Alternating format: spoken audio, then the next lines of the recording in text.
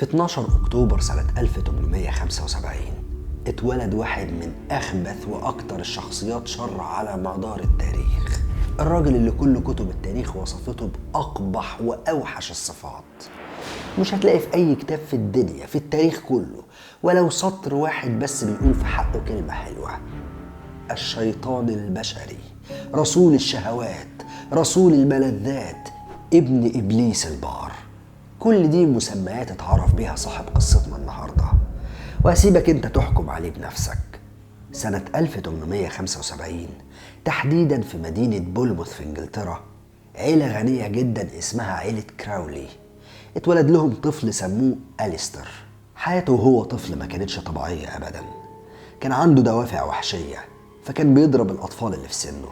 ومش بس كده، ده كان بيقطع جثث الحيوانات وبياخد أعضاء الحيوانات دي ويشيلها معاه، وأوقات كان بيحرق الحيوانات وهي حية. وكل ده بيعمله طفل لسه ما كملش 7 سنين.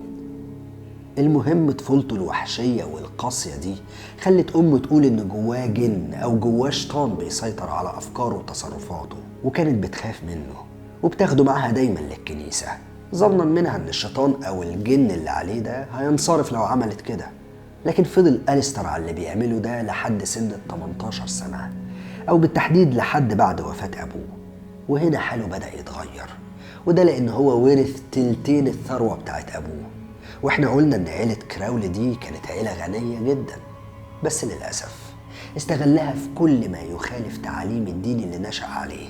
فكان بيشرب خمرة، بيمارس الجنس بشكل يومي، لحد لما بقى عنده مرض اسمه السيلان، وكل ده وهو عنده 18 سنة. كراولي بعدها ما كانش عارف يودي فلوسه فين، فقام صارف كل فلوسه على كتب السحر الأسود والتعاويذ القديمة، وسافر أفريقيا والهند والصين عشان يجمع كتب كتير جدا عن السحر ويتعلمها ويفهمها كويس جدا، وقدر يتقنها كلها. وبعد ما أتقنها خرج للعالم بدين جديد وإله مزعوم. كراولي انعزل عن العالم كله وسكن في قصر في منطقة اسمها بوليسكاين، وبدأ بقى يعمل هناك كل الأعمال الشيطانية اللي اتعلمها. كان بيقدم قرابين للشيطان، بيذبح حيوانات. كتب التاريخ بتقول إن هو بعد ما مات لقوا جثث أطفال في قصره. كان بيقعد فترة تعدي ال6 شهور لوحده فيه، ومش قاعد ما بيعملش أي حاجة، لا، ده كان قاعد بيمارس فيها أعماله الشيطانية. ما كانش فيه حد يقدر يقرب أبدا من القصر بتاعه، وده عشان سمعته السيئة، وبسبب كمان الصوت اللي كان بيطلع من القصر بالليل، لدرجة إن سكان المنطقة سابوا المنطقة بعد ما حسوا إن في حاجة غريبة بتحصل. كراولي قرر إن هو يعمل دين جديد خاص بيه هو وبالناس اللي هتمشي وراه، وخلى إله الدين ده هو الشيطان نفسه. وقام قالك إيه بقى؟ قالك إن مفيش حد بيستحق العبادة إلا الشيطان والعياذ بالله. باختصار دعا لإله الحرية الشخصية والتحرر من العبودية، يعني اعمل كل الفواحش بكل أنواعها مادام ما بتأذيش حد. واعتبر وقتها نفسه نبي على الدين ده والمكلف بنشر تعاليمه لكل العالم. كراولي في فترة بسيطة قدر يجمع ناس كتير جدا حواليه، وبقى عنده قاعدة شعبية كبيرة قوي خصوصا في انجلترا وامريكا، وعمل كام كتاب كده قال فيهم الكلام ده، وهم كتب The Book of Law 3 ستات، وفي كمان كتاب اسمه The Book of Lies، وكتب تانية. وكل كتبه دي كانت بتتكلم عن التحرر من العبودية وعن ان الشيطان هو الاله الحقيقي، وكلام كتير جدا مليان تحريض على فعل الفواحش. كراولي ما سكتش لحد هنا، كمان ألف كتب في تعاليم السحر، بس اتمنعت واتصدرت، لكنها برضه موجودة بس بشكل قليل جدا، وموجودة في بعض متاحف العالم. ومن شدة إعجاب محبين كراولي بيه فكانوا بيقدموا له القرابين بدل الشيطان، لدرجة إن في ناس منهم كانوا بيقدموا أطفالهم لكراولي. بس كراولي كان بيأكد لهم إن هو مجرد رسول للشيطان وهو الأحق بالعبادة. الجمهور الكتير بتاع كراولي أجبروه إن هو يعمل مكان خاص بيهم، المكان ده يعملوا فيه كل أفعالهم الشيطانية. فاختار جزيرة كورفو اللي قريبة لزق من جزيرة صقلية اليونانية، وطبعا المكان ده كان شيطاني بالكامل، وكانت بتتعمل فيه كل الحفلات الشيطانية اللي بتحضرها الشياطين. كانوا بيعزفوا موسيقى معينة على أساس إن هم يحضروا الشياطين على حسب كلامهم. وفي الحفلات دي كانوا بيعملوا كل أنواع الفواحش والقذارة، سواء بقى مع البشر أو الحيوانات. وفي ناس منهم كانوا بيشربوا خمرة لدرجة إن هم بيغمى عليهم، وبعدها بقى يقصوا صوابعهم ويقدموها للشياطين. أهالي جزيرة كورفو لاحظوا إن الأطفال عندهم بقوا بيختفوا في ظروف غامضة، وطبعا كانوا بيتهموا فيها كراولي وجماعته، خصوصا إن هم عرفوا إن هو وجماعته بيقتلوا الأطفال وبيقدموها قرابين للشياطين. فقرروا إن هم يقتلوا كراولي ويطردوا جماعته، بس مش بالسهولة دي. شخص بالخبث ده صعب جدا قتله، وطبعا هرب قبل ما يتمكنوا منه. كراولي كان عنده قدرة عالية جدا على التقمص. كان كل لما يزور بلد معينة ويقيم فيها كان بيتقمص شخصية أهل البلد. كان بيظهر وكأنه واحد منهم، وإن هو مش غريب عنهم أبدا، لدرجة إن هو كان بيقال إن كراولي ده بيتقن لغة ولهجة كل بلد يزورها، وكأنه عاش عمره كله فيها. وعلى الرغم من كل ألقاب كراولي اللي كانت بتطلق عليه، إلا إن هو كان بيطلق على نفسه رمز 3 ستات، والرمز ده مذكور في التوراة على إن هو هيكون على قورة وحش، نصه بشري ونصه شيطان، وهيظهر آخر الزمان. كراولي عشق اللقب ده وعشق الاسم ده وأطلقه على نفسه، وألف كتاب بالرمز ده كمان. وكمان قضى عمره كله في السفر بين بلد وبلد، بس كان أبرزها الهند والصين والكونغو وغينيا والولايات المتحدة الأمريكية وروسيا والجزائر. وأحسن بلد زارها كانت مصر. مصر اللي عاش فيها فترة طويلة جدا، وألف أشهر كتاب كتبه The Book of Law.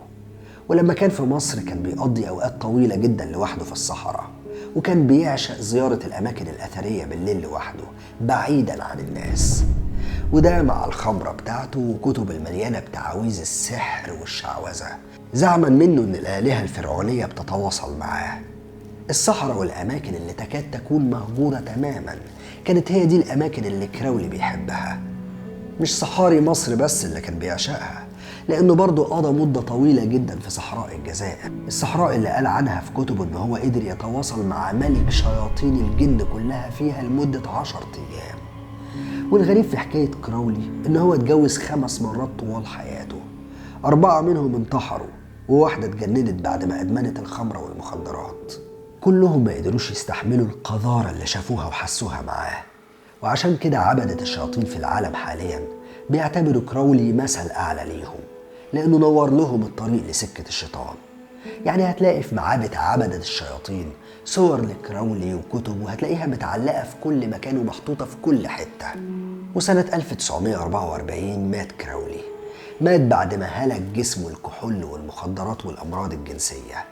وقتها رفضت الكنائس إن هي تستقبله وتعمل له جنازة بحجة إن هو ساحر وخبيث وما يستحقش أبدا إن هو يدخل الكنيسة.